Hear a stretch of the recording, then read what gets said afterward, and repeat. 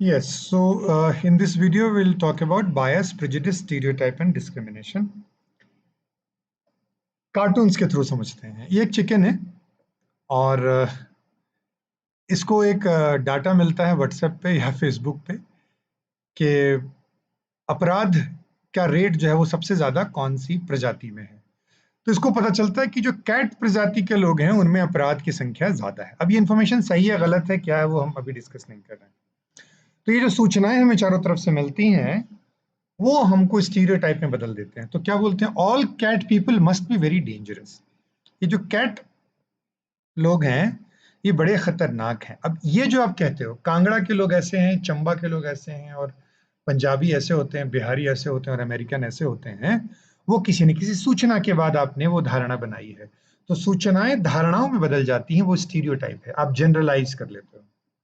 फिर इस चिकन ने क्या किया, पहले उसने व्हाट्सएप यूनिवर्सिटी से ज्ञान लिया कि क्राइम रेट जो है वो कैट पीपल में सबसे ज्यादा है, तो उसको स्टीरियोटाइप उसने बनाया कि इसका मतलब कैट लोग जो है वो सबसे खतरनाक होते हैं। अब ये स्टीरियोटाइप बायस में बदल गया। अब एक बिल्ली उसके में आ गई तो चिकन कहता है लो कौन आ गया। अब ये बायसनेस शुरू हो गई, प्रेफरेंसेस। आप नॉन कैट को ऐसे देखना चाहेंगे, कैट को नहीं। इसीलिए बहुत सारे इलाकों में मुस्लिम्स को हम कमरा नहीं देते। बहुत सारी जगहों में दलित्स को कमरा नहीं मिलता, सिंगल गर्ल को कमरा नहीं मिलता, पर्सन विद डिसेबिलिटी को कमरा नहीं मिलता। बायसेस जो है वो शुरू हो गया। कौन आया? प्रिजुडिस। उसका आपका जो बॉडी लैंग्वेज है वो चेंज हो जाती है। प्रीजुडिस, प्रीजुडिस जो शब्द कैसे बना, पहले से आपने जज कर लिया। और वो जो कैट पीपल है वो बोल रहा है कि ये जो चिकन है मुझे ऐसे घूर के क्यों देख रहा है। और तो और जो साथ में वहां एक मच्छर उड़ रहा है वो भी चिढ़ रहा है उसके साथ साथ। तो आप देख रहे हैं ये चार शब्द समझ रहे हैं, सूचनाएं आती हैं स्टीरियोटाइप में बदलती हैं, उस सूचना को हम जनरलाइज कर लेते हैं। वो सूचना हमारी जो है वो बिलीफ में कन्वर्ट हो जा रही है। उससे हम बिना फैक्ट्स के, प्रीजुडिस, बिना एनफ इंफॉर्मेशन के जज करना शुरू कर देते हैं। और जब हम बिहेवियर करते हैं उसको अपनी दुकान से निकाल देते हैं, then it is discrimination. I hope आप में से कुछ लोगों को ये क्लियर हो गया होगा कि क्या है। थोड़ा सा और समझते हैं इसको। बायस क्या है? बायस इंक्लिनेशन है। बायस बेसिकली एक तरह का इंक्लिनेशन है किसी व्यक्ति या कॉन्सेप्ट किसी के प्रति जो कि अनफेयर माना जाता है।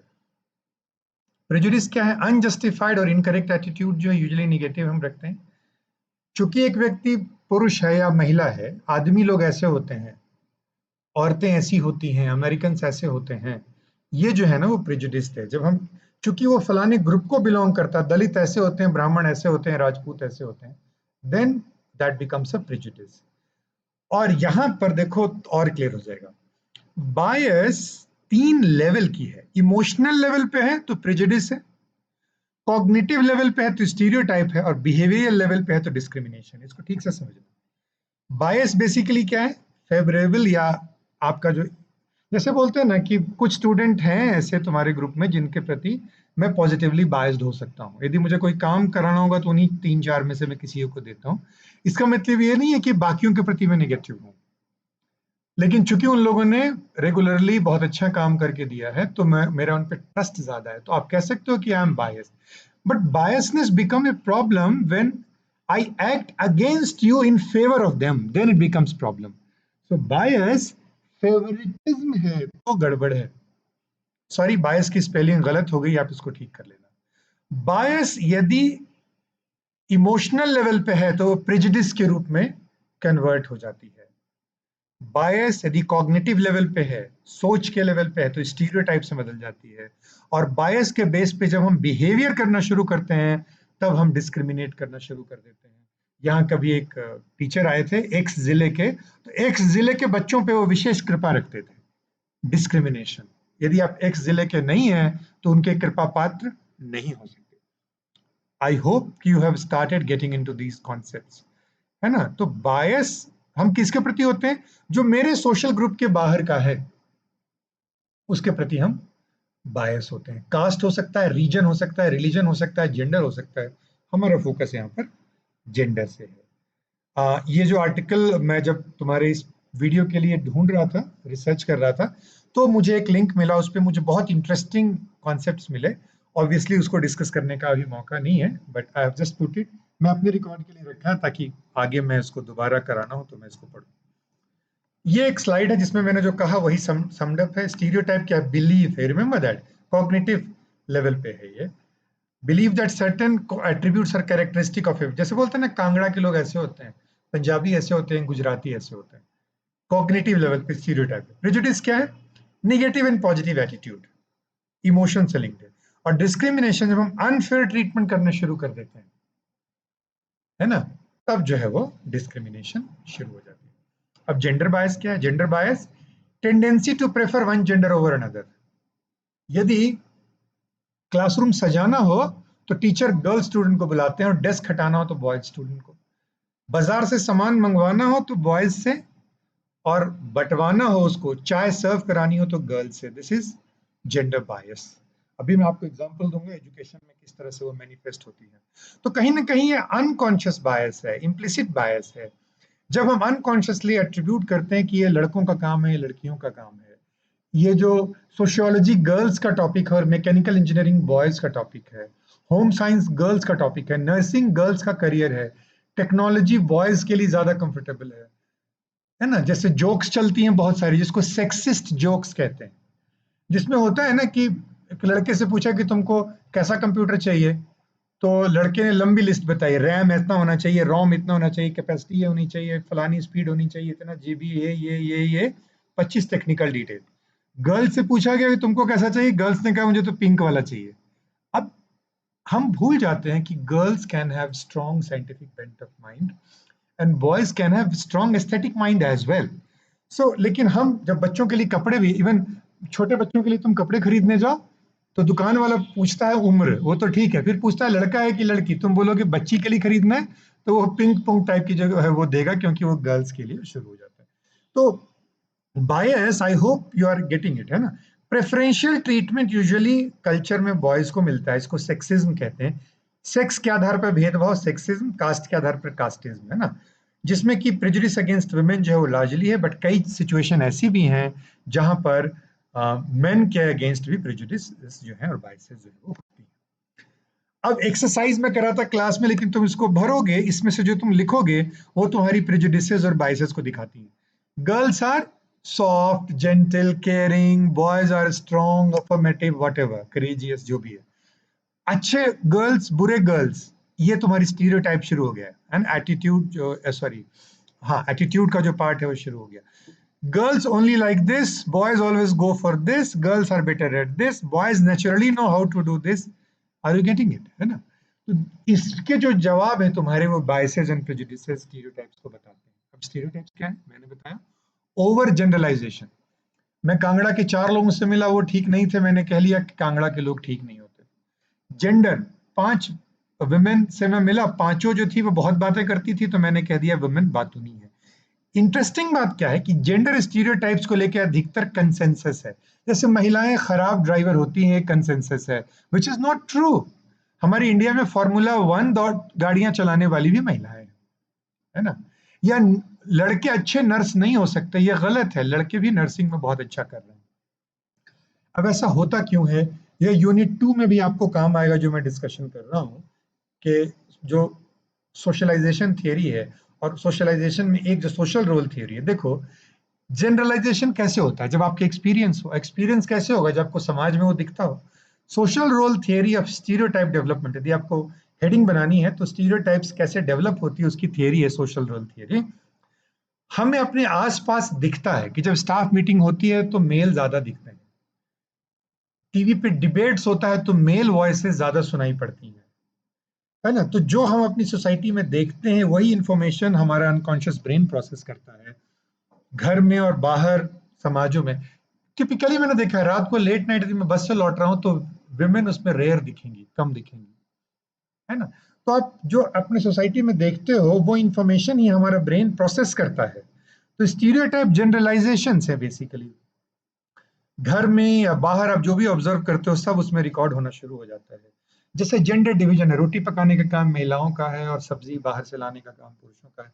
बैंक का काम जो है वो पुरुष करेंगे, और यदि गिफ्ट खरीदना है किसी के लिए तो महिलाएं खरीदेंगी। ये जेंडर रोल डिवीजन जो प्राचीन समाज थे ना हमारे आदिम युग उसमें भी था, और आज का युग उसमें भी देखा जाता है। अब डोमेस्टिक स्फेयर में टिपिकली डोमेस्टिक वर्क से जोड़ा जाता है, महिलाओं को केयर टेकर के रूप में देखा जाता है।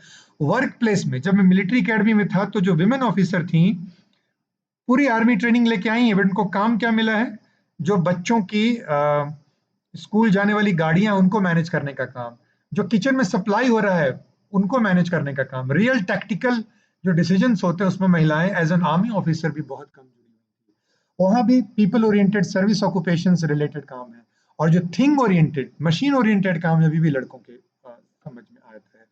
कोर्सेज में आपने सुना होगा एक टर्म इस्तेमाल होता है stem, STEM, science technology engineering and mathematics.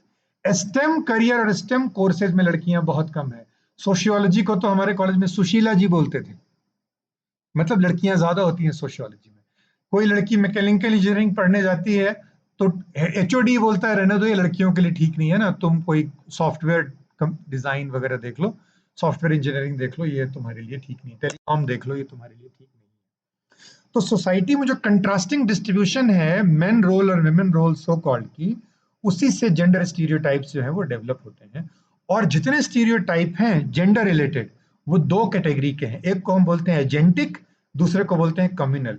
Agentic stereotypes main को लेके हैं, इसका मतलब है taking charge, controlling, and women का मतलब है communal, caring others, building relationships. इसके अलग अलग नाम है, एजेंटिक को masculinity stereotype, instrumentality stereotype, competence stereotype, और कम्युनलिटी को कम्युनियन, फेमिनिटी, एक्सप्रेसिवनेस, वार्मथ, ये सारी चीजों से जोड़ते हैं। और ये दो तरह के जो एजेंटिक और कम्युनल स्टीरियोटाइप्स हैं वो जेंडर स्टीरियोटाइप से बहुत ज्यादा लिंक्ड है। ये अडेप्टिव फंक्शंस भी करते हैं, लोगों को आदत भी हो जाती है और प्रॉब्लम्स को, अब जैसे मान लो तुमको पहले से पता है कि बीइंग मैन मुझे ये करना है, बीइंग वुमेन मुझे ये करना है, तो कई कई लोग कहते हैं इससे जिंदगी सरल हो जाती है। यदि आप मिक्स करेंगे तो मैन को भी दोनों करना पड़ेगा, वुमेन को भी दोनों करना पड़ेगा, दोनों में से कोई ठीक से नहीं हो पाएगा, ये भी एक थ्योरी है। लेकिन टिपिकली इससे फॉल्टी असेसमेंट होती है, लोगों की ओवर जनरलाइजेशन कर देते हैं, जो पॉजिटिव भी हो सकती है नेगेटिव भी, कि ये लड़कियों की बस की बात नहीं है। फीमेल स्टाफ को मत डालो, इलेक्शन ड्यूटी डालनी है तो लड़कों को डालो और रात को पता नहीं कहाँ रुकना पड़े, सेफ नहीं है।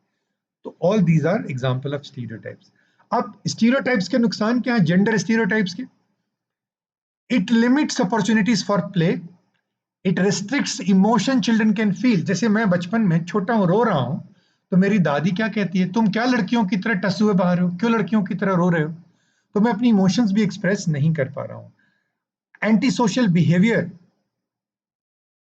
तो लड़के हैं, लड़के तो करते ही हैं। अब जैसे रेप को जब जस्टिफाई करते हैं लड़कों से गलती हो जाती है जी, कहाँ लड़कों का, लड़के कहाँ मानते हैं जी, तो एंटी सोशल बिहेवियर भी जस्टिफाई कर देते हैं। लड़के तो दारू पी के तोड़फोड़ करते ही हैं जी, इस एज में कौन नहीं करता।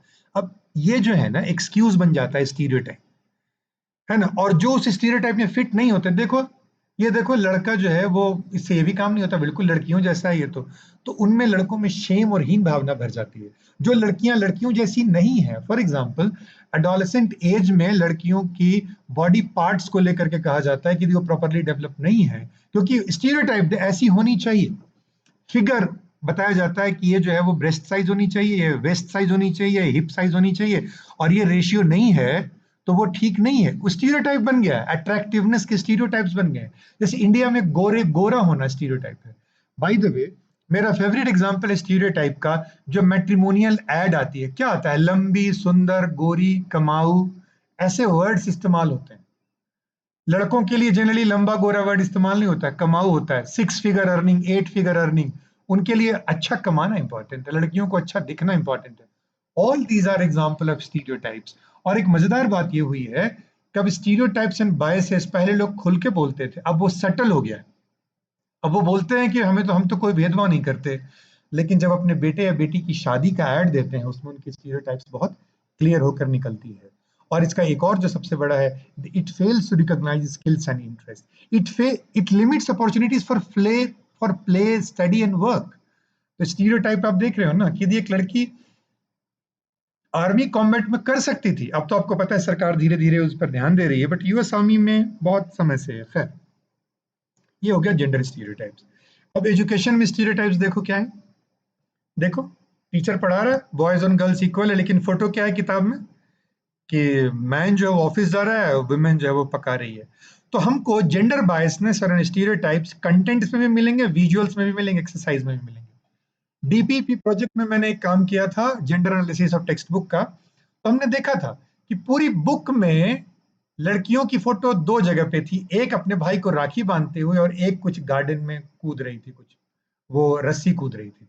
बाकी सारे मैन ही मैन है। कहानियों में भी यही दिखाया गया है कि भाई बहन घर से जा रहे हैं स्कूल, रास्ते में नदी आ गई और भाई ने कैसे तैर के बहन को बचाया, है ना। तो कंटेंट क्या है, विजुअल्स क्या है, एक्सरसाइज क्या है।